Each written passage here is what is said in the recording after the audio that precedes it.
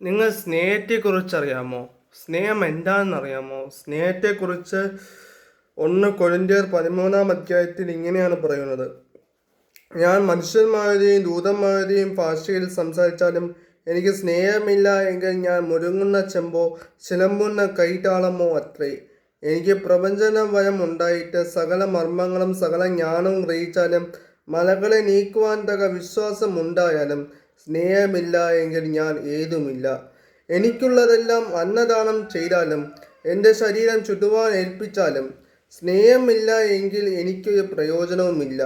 സ്നേഹം ദീർഘമായി ക്ഷമിക്കുകയും ദയ കാണിക്കുകയും ചെയ്യുന്നു. സ്നേഹം സ്പർദ്ധിക്കുന്നില്ല, സ്നേഹം നിഗളിക്കുന്നില്ല, ചേർക്കുന്നില്ല, അയോഗ്യമായി നടക്കുന്നില്ല, സ്വാർത്ഥം അന്വേഷിക്കുന്നില്ല, ദോഷപ്പെടുന്നില്ല, ദോഷം കണക്കിടുന്നില്ല, അനീതിയിൽ സന്തോഷിക്കാതെ സത്യത്തിൽ സന്തോഷിക്കുന്നു, എല്ലാം പൊറുക്കുന്നു, എല്ലാം വിശ്വസിക്കുന്നു, എല്ലാം പ്രത്യാശിക്കുന്നു, എല്ലാം സഹിക്കുന്നു.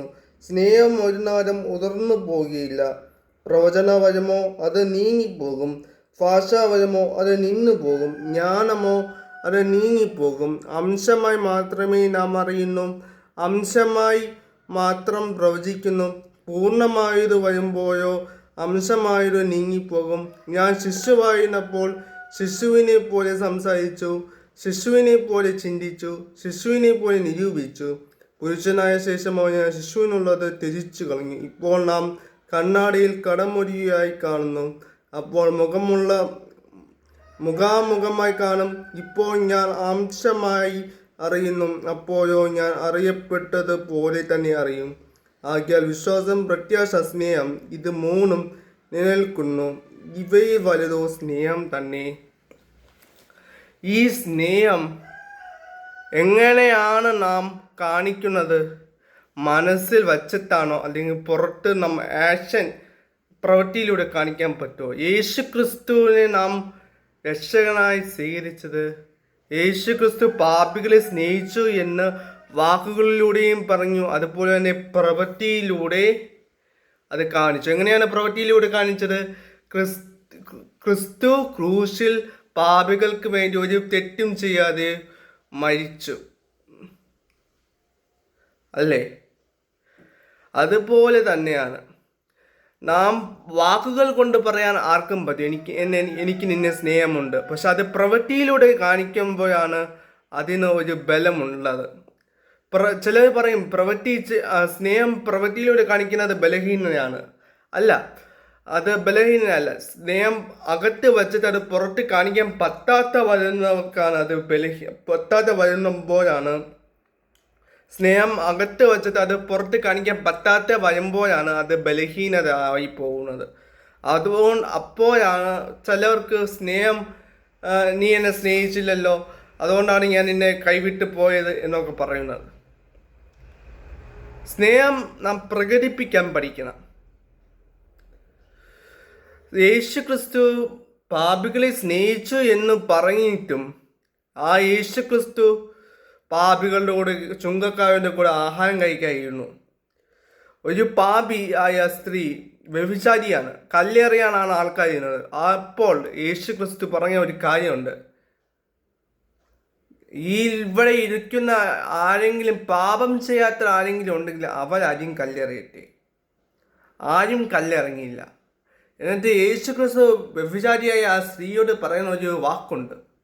അത് ഇങ്ങനെയാണ്: ഇനി മേലാൽ ചെയ്യരുത്, നിനക്ക് പോകാം എന്നൊക്കെയാണ് പറയുന്നത്. യേശു ക്രിസ്തു ക്ഷമിക്കാൻ തയ്യാറായി. അതുപോലെ തന്നെയാണ് നാം സക്കായിയുടെ ജീവിതം നോക്കുമ്പോൾ ചുങ്കം പിരിക്കുന്ന ഒരാളാണ് സക്കായി. സക്കായിയുടെ വീട്ടിലാണ് യേശു ക്രിസ്തു താമസിക്കുവാൻ പോയത്. അപ്പോൾ യേശു ക്രിസ്തുവിനോട് സക്കായി പറയുകയാണ്: ഞാൻ വല്ലതും തെറ്റായി ചെയ്തിട്ടുണ്ടെങ്കിൽ അത് 4 മടങ്ങായി തിരികെ കൊടുക്കാം. ഇവിടെ ഒരു മതം മാറ്റമല്ല നടക്കുന്നത്, അത് പകരം മനമാറ്റമാണ് നടക്കുന്നത്. സ്നേഹം മതമല്ല മാറ്റുന്നത്, സ്നേഹം മനമാണ് മാറ്റുന്നത്. അതുകൊണ്ടാണ് യേശു ക്രിസ്തു പറയുന്നത്: ഞാൻ നിന്നെ ക്ഷമിച്ചതുപോലെ നീ മറ്റുള്ളവരോടും ക്ഷമിക്കണം. നിന്റെ അയൽക്കാരെ സ്നേഹിക്കണം, നിന്നെപ്പോലെ തന്നെ. നിന്നെപ്പോലെ തന്നെ നിന്റെ കൂട്ടുകാരെയും സ്നേഹിക്കണം. സ്നേഹം ഒരു ബലഹീനതയല്ല, അതൊരു ബലമാണ്. പല ആയുമില്ലാത്തവർക്ക് ആയോ ഉള്ള ഒരു ബലം. തെറ്റ് ചെയ്യുന്നവർക്ക് തെറ്റ് ചെയ്ത് പോയി ഇനി എനിക്ക് സ്നേഹിക്കുന്നവർക്ക് വേണ്ടി ജീവിക്കണം, അതുകൊണ്ട് ഈ തെറ്റ് മാറ്റി വയ്ക്കാനുള്ള ബലം, തെറ്റി മാറ്റി വയ്ക്കണം എന്ന ആഗ്രഹം വരുത്തുന്ന ബലം. ഒരു മാനസാന്തരത്തിൻ്റെ പുതുവഴിയാണ് സ്നേഹത്തിൻ്റെ മാധുര്യം. അത് മനസ്സിലാക്കണം. സ്നേഹിക്കുക എന്ന് പറയുന്നത് അത്ര എളുപ്പമല്ല. കാരണം ആദ്യം നാം 2 വാക്യങ്ങൾ നാം ശ്രദ്ധിച്ചു നോക്കിയാൽ മതി. നിന്നെപ്പോലെ തന്നെ നിന്റെ അയൽക്കാരനെ സ്നേഹിക്കണം, നിന്നെപ്പോലെ തന്നെ നിന്റെ കൂട്ടുകാരനെ സ്നേഹിക്കണം. അതിൻ്റെ അർത്ഥം ആദ്യം നീ നിന്നെ സ്നേഹിക്കുക, എന്നാൽ മാത്രമേ നിന്റെ അയൽക്കാരനെയും നിന്റെ ശത്രുക്കളെയും സ്നേഹിക്കാൻ നിനക്ക് പറ്റുകയുള്ളൂ. അല്ലാത്ത പക്ഷെ നിനക്ക് എത്ര ശ്രമിച്ചാലും നിനക്ക് സ്നേഹിക്കാൻ പറ്റുകയില്ല. അതുപോലെ തന്നെ സ്നേഹിക്കാൻ പറ്റുന്നവർക്ക് മാത്രമേ പൊറുക്കാൻ പറ്റുകയുള്ളൂ, ക്ഷമിക്കാൻ പറ്റുകയുള്ളൂ. ആ ക്ഷമ അതൊരു ബലഹീനതയല്ല. ക്ഷമിക്കുക എന്ന് പറയുന്നത് ഇന്നത്തെ കാലത്ത് ദൈവത്തിൻ്റെ ആത്മാവ് ഉള്ളവർക്ക് മാത്രമേ പറ്റുകയുള്ളൂ. കാരണം ഇന്നത്തെ കാലത്ത് ഒരു തെറ്റ് കണ്ടാൽ സ്നേഹം അത് വെറുപ്പായി മാറും. പക്ഷേ നാം നമ്മുടെ ജീവിതത്തിൽ നോക്കുകയാണെങ്കിൽ എന്താണ് കാണാൻ സാധിക്കുന്നത്? നാം 1000 വട്ടം ദൈവത്തോട് പറഞ്ഞിട്ടുണ്ടായിരിക്കും, ദൈവമേ ഞാൻ നിന്നെ പിൻപറ്റാം, എൻ്റെ പാപങ്ങളൊന്ന് ക്ഷമിക്കണമേ എന്ന് 1000 വട്ടം ഒരു ദിവസം പറഞ്ഞിട്ടുണ്ടായിരിക്കാം, അല്ലെങ്കിൽ പല ദിവസങ്ങളിൽ നാം പറഞ്ഞിട്ടുണ്ടായിരിക്കാം. ആ സമയത്ത് ദൈവം നമ്മളോട് ഇവ ഇങ്ങനെ എപ്പോഴും പറയും, ഇവനെ വിശ്വസിക്കണ്ട എന്ന് വിചാരിച്ച് മാറ്റി നിർത്തിയില്ല, അവനെ ചേർത്ത് പിടിച്ചു. അതുപോലെ തന്നെയാണ് പത്രോസിന്റെ ജീവിതത്തിൽ നോക്കിയാൽ 3 വട്ടമാണ് യേശു ക്രിസ്തുവിനെ തള്ളി പറഞ്ഞത്. പക്ഷേ അവിടെ നടന്നതോ? ദൈവം അവനെ ചേർത്ത് പിടിച്ചു. മുടിയനായ പുത്രന്റെ ജീവിതം നോക്കുകയാണെങ്കിൽ, മുടിയനായ പുത്രൻ അപ്പന്റെ സ്വത്തുവകകളിൽ എല്ലാം നശിപ്പിച്ചിട്ട് അവസാനം സുബോധ മണ്ണപ്പയാണ് വരുന്നത്. അപ്പാ, ഞാൻ എന്നോട് തെറ്റെല്ലാം ചെയ്തു, എന്നോട് ക്ഷമിക്കണമേ എന്നാണ് പറയുന്നത്. അപ്പോൾ അപ്പൻ, നീ എൻ്റെ മകനല്ല, വെളിയിൽ ഇറങ്ങി പോണമെന്നല്ല പറഞ്ഞത്, മറിച്ച്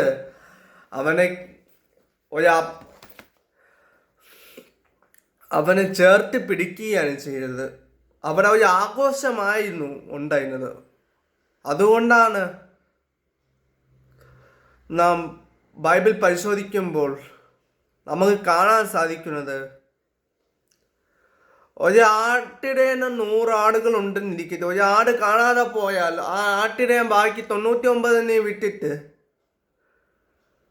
ആ ആടിനെ അന്വേഷിച്ചു പോകും. ആ ആട്ടിടയ ആരുമല്ല, യേശു ക്രിസ്തുവാണ്.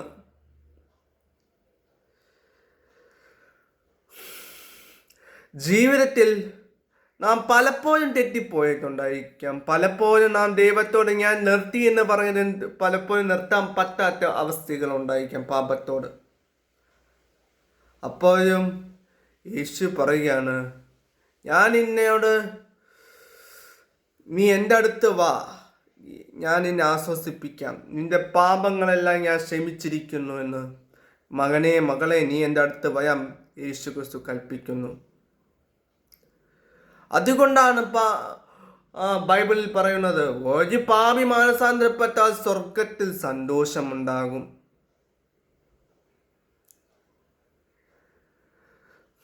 അതുകൊണ്ട് സ്നേഹിക്കുക എന്ന് പറയുന്നത് അത്ര എളുപ്പമുള്ള കാര്യമല്ല. ബൈബിളിൽ പറയുന്നുണ്ട്, യേശുവേ ഞാൻ നിന്നെ സ്നേഹിക്കുന്നു എന്ന് പറയാൻ നമുക്ക് എല്ലാവർക്കും പറ്റും. പക്ഷെ ആ സ്നേഹം പുറത്ത് കൊണ്ടുപോയാൽ ആക്ഷനിലൂടെ അല്ലെങ്കിൽ പ്രവൃത്തിയിലൂടെ കാണിക്കാൻ പലർക്കും പറ്റുന്നില്ല. കാരണം ബൈബിളിൽ പറയുന്നുണ്ട് നീ എന്നെ സ്നേഹിക്കുന്നുണ്ടെങ്കിൽ നീ എൻ്റെ കൽപ്പനകൾ അനുസരിക്കണം. എന്നോട് പറയാം, നീ എന്നെ സ്നേഹിക്കുന്നുണ്ടെങ്കിൽ നീ എൻ്റെ കൽപ്പനകൾ അനുസരിക്കണം. അതിലൂടെയാണ് ദൈവം നമ്മെ സ്നേഹിക്കുന്നുണ്ടോ ഇല്ലയോ എന്ന് വിചാരിക്കുന്നത്. ദൈവം പാപികളെ രക്ഷിക്കുവാനാണ് വന്നത്. യേശു ക്രിസ്തു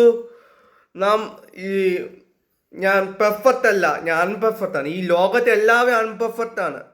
അൺപെർഫെക്റ്റ് ആയ ആൾക്കാർക്ക് പെർഫെക്റ്റ് ആയിട്ടുള്ള യേശു ക്രിസ്തുവിനെ ഫോളോ ചെയ്യുമ്പോൾ മാത്രമാണ് സ്വർഗരാജ്യത്തിൽ എത്താൻ സഹായിക്കുന്നത്. അതിന് യേശു ക്രിസ്തുവിന്റെ സ്നേഹം നമ്മുടെ മേൽ ഉണ്ടാവണം. യേശു ക്രിസ്തുവിനോടുള്ള സ്നേഹം നമ്മുടെ മേൽ ഉണ്ടാവണം. എന്നാൽ മാത്രമേ ഈ 10 കൽപ്പനകളൊക്കെ അനുസരിക്കാൻ നമുക്ക് പറ്റുകയുള്ളൂ. ഒരു ഉദാഹരണം പറഞ്ഞു നിർത്താം. ഒരു കാമുകൻ തൻ്റെ കാമുകിയോട് ഇഷ്ടം തോന്നിയാൽ അയാളുടെ മദ്യപാനം നിർത്തും, അയാളുടെ സ്മോക്കിംഗ് നിർത്തും, പുകവലി നിർത്തും, എല്ലാം തെറ്റായ കാര്യങ്ങൾ നിർത്തും. എന്തിനു വേണ്ടി? കാമുകിക്ക് വേണ്ടി. അതുപോലെ തന്നെ നീ നിന്റെ ദൈവത്തെ സ്നേഹിക്കുന്നുണ്ടെങ്കിൽ ദൈവം എന്തെങ്കിലും കൽപ്പന നിന്നോട് പറഞ്ഞിട്ടുണ്ട് അത് അനുസരിക്കാൻ നീ ബാധ്യസ്ഥനാവണം.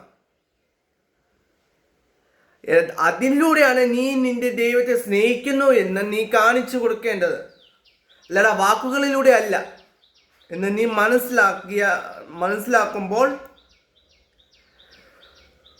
എന്താ പറ്റുന്നത്?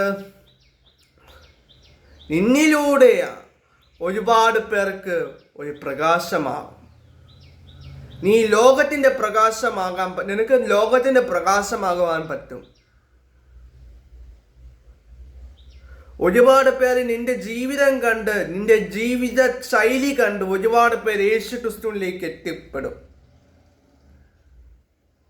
ഈ ലോകത്തെ എനിക്കും പല പാസ്റ്റർമാർക്കും പറയാൻ എളുപ്പമാണ്, പ്രസംഗിക്കാനും എല്ലാം. പക്ഷെ അത് ചെയ്ത് കാണിക്കാനാണ് പാട്. നീ അത് ചെയ്ത് കാണിക്കുമ്പോൾ, നീ പറയുന്ന കാര്യങ്ങൾ അത് ചെയ്ത് കാണിക്കുമ്പോഴാണ് ചില ജീവിതങ്ങൾ രക്ഷപ്പെടുന്നത്, ചില ജീവിതങ്ങൾ യേശു ക്രിസ്തുവിലേക്ക് വരുന്നത്. അത് നീ മനസ്സിലാക്കിയാൽ കൊള്ളാം.